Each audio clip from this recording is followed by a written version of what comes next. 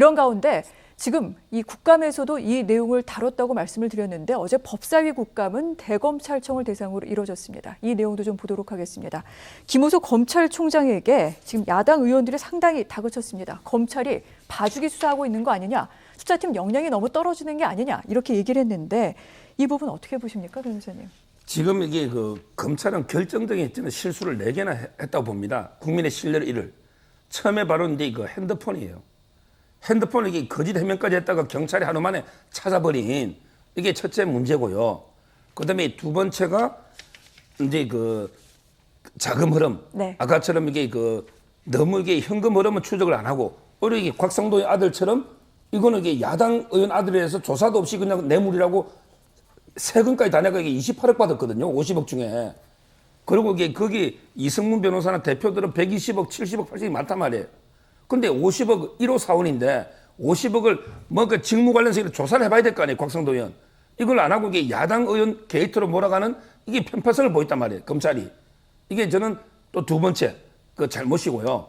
그다음에 세 번째 중요한 게 성남시청이 있잖아요. 네. 압수수색을 이게 오늘도 세 번째 나갔지만 안 했습니다. 저희가 물론 이게 시장이 바뀌었다 하더라도 그 자료는 남아있는 거 아니에요. 그 당시에 이게 어떤 문서가 보고됐고 컴퓨터를 복원해 볼 수가 있는 거거든요. 시장이 바뀌어도 이게 자료는 연속적으로 이게 보관되지 않습니까? 뭐가 놓일지 안 놓일지 모르지만 그렇다면 이게 강력한 수사 의지를 보여주려면 당연히 압수수색 해야 되는 거 아닙니까? 유동규 씨가 이사 간 집도 일주일밖에 안 된 집을 압수수색 했잖아요. 그런데 왜 성남시청은 이 말은 이게 검찰이 미리 이재명 지사는 공개 없어. 이렇게 수사에서 빼고 미리 예단을 가지고 저는 수사를 한다. 이래 보거든요. 이게 세 번째 검찰의 문제고요. 마지막으로 이게 수사팀 내부에 갈등이 있어요. 진짜 이게 특수화 오래 하고 잘하는 부부장 검사 있잖아요. 이분은 이게 그냥 KT 다 끝난 사건 쪼개기 후원 별거 아닌 걸 이거 수사한다고 이게 원대복귀 시켜버렸어요. 그리고 이게 송철호 시장 사이만 지금 부부장으로 하나 남아있는 거예요. 이런 식으로 이게 수사를 제대로 하겠다는 유동규 구속에 서명한 이런 이게 부부장 검사는 배제해버렸단 말이에요. 저는 수사팀 내부의 이런 알력, 이런 게 문제도 심각하다. 이렇게 4가지 지적하는 겁니다. 네. 지금 서 변호사님이 검찰 수사에 어떤 문제가 있는지 지금 조목조목 말씀을 하셨는데 일단 정의당 얘기 하나 하고 김필성 변호사님께 질문 드리겠습니다. 정의당에서는 검찰 수사가 지금 특검을 부르고 있다는 사실을 지적하지 않을 수 없다라고 얘기를 했습니다. 점점 특검의 시간이 다가오는 게 아니냐 이런 얘기도 나오는데 변호사님, 검찰이 어떻게 해야만 됩니까? 수사를 사실 저는 이제 특검에 대한 여론도 꽤 높아지는 걸로 알고 있긴 합니다만 현 상황에서 특검은 적합하지는 않은 것 같습니다. 일단 제가 두 가지 이유 때문에 그렇게 말씀드릴 수 있는데 특검 자체가 매우 정치적인 행위라서 왜냐하면 국회에서 정치적인 협의를 통해서 이루어지는 것이기 때문에 정치적 협의 현재 지금 정치적으로 매우 민감한 시점에서 정치적 합의점을 도출해서 특검을 결정하는 것 자체가 매우 어려운 일이 될 수가 있고요. 이렇게 되면 진실을 지금 밝히는 게 매우 어려워질 수가 있습니다. 시간이 매우 오래 걸릴 수가 있어서 현 상태에서 진실을 밝히기 위해서 특검으로 간다는 방식은 사실 적합하진 않은 것 같고요. 지금 이제 수사기소 분리나 이런 이제 수사권 개혁 때문에 사실 지금도 계속 얘기가 나오고 있지만 경찰하고 검찰하고 어쨌든 어떻게 좀 이렇게 서로 이제 견제해가면서 서로 경쟁하면서 수사하는 모습들이 보이고 있거든요. 아까 말씀하셨던 것처럼 만약에 검찰이 정말 대놓고 이제 휴대폰을 숨길 생각이었으면 옛날 같으면 경찰이 그런 식으로 알아내긴 좀 어려웠겠죠. 근데 경찰이 지금 알아내는 식으로 이렇게 서로 견제하는 모습들이 나오고 있기 때문에 그런 것들을 좀 잘 살려가지고 이제 좀 현재 수사기관들끼리 서로 긴밀하게 협조하는 모습을 보여가면서 수사하는 게 진실을 밝히는데 빨리 해결하는데 오히려 좀 더 도움이 되지 않을까 하는 생각이 듭니다. 네. 자, 검찰과 경찰의 수사 협조를 말씀을 하셨는데 이 부분도 그럼 좀 여쭤보도록 하겠습니다. 유동규 전 본부장의 휴대전화 지금 2개가 있습니다. 하나는 압수수색 당시에 밖으로 던져버린 휴대전화가 하나 있고요. 또한 그 이전에 쓰던 휴대전화가 하나가 더 있습니다.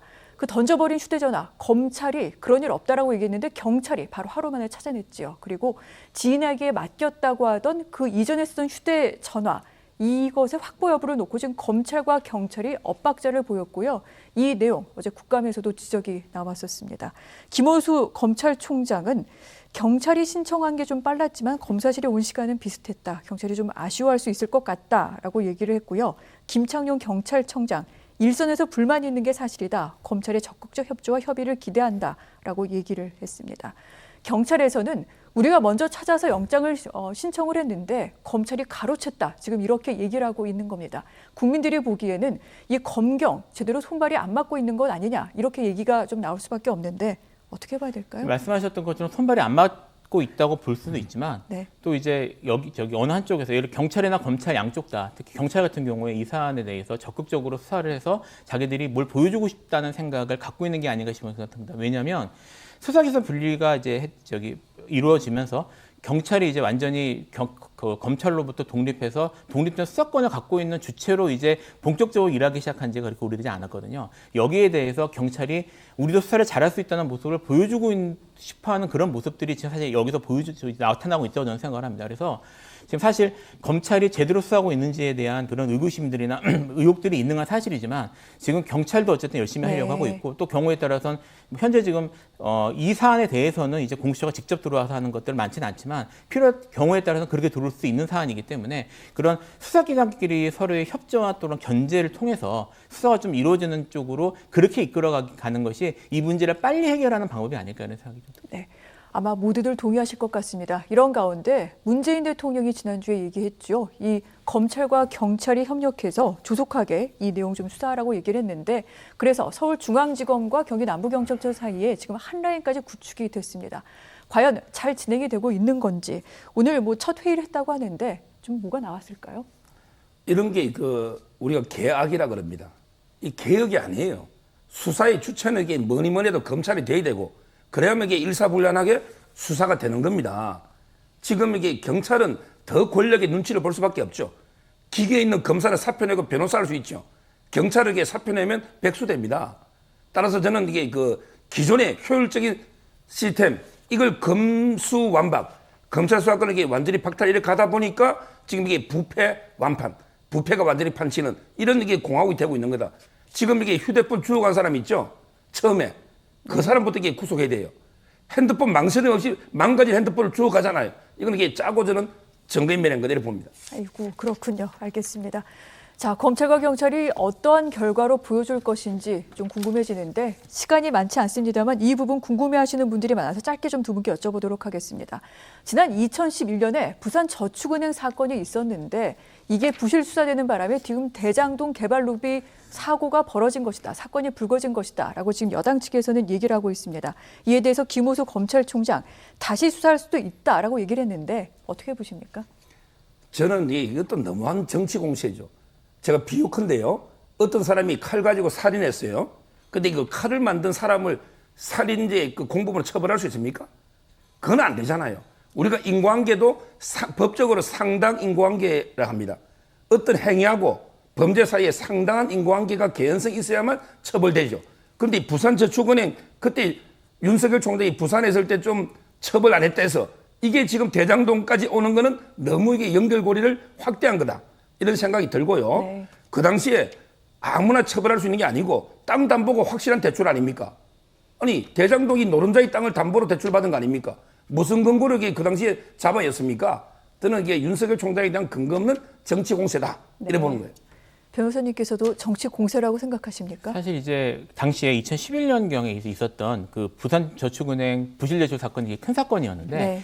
거기에 이제 수사 담당했던 책임자 중에 한 명이 윤석열 지금 후보라는 얘기입니다. 근데 네. 거기에 등장했던 다른 인물들이 사실 지금 여기서 무슨 50억 클럽이니 뭐니 다 이름이 등장을 하거든요. 네. 그런데 그래서 이제 이게 윤석열 후보도 문제가 있지 않냐라는 사람 의혹이 또 당시에 제대로 수사가 안 이루어졌다는 의혹도 있으니까 지금 나오는 건데 사실 지금 여기서 윤석열 후보가 정말 문제가 있다고 하려면 윤석열 후보가 단순히 당시에 수사에 관여했다는 정도가 아니라 네. 지금 얘기했던 것처럼 뭐 곽상도 의원이 그런 건 아니지만 어쨌든 당시에 이름 나오는 것처럼 관련자들처럼 거기에 어떻게 관련됐다는 구체적인 내용이 좀 나와줘야지 네. 사실은 의혹을 제기할 수 있을 것 같아요. 그래서 현 단계에서 당시에 그들과 함께 수사에 관여했다는 것만 가지고 공격하는 네. 건 저도 좀 정치적으로 좀 정치적인 공세가 아닌가 하는 생각이 좀 듭니다.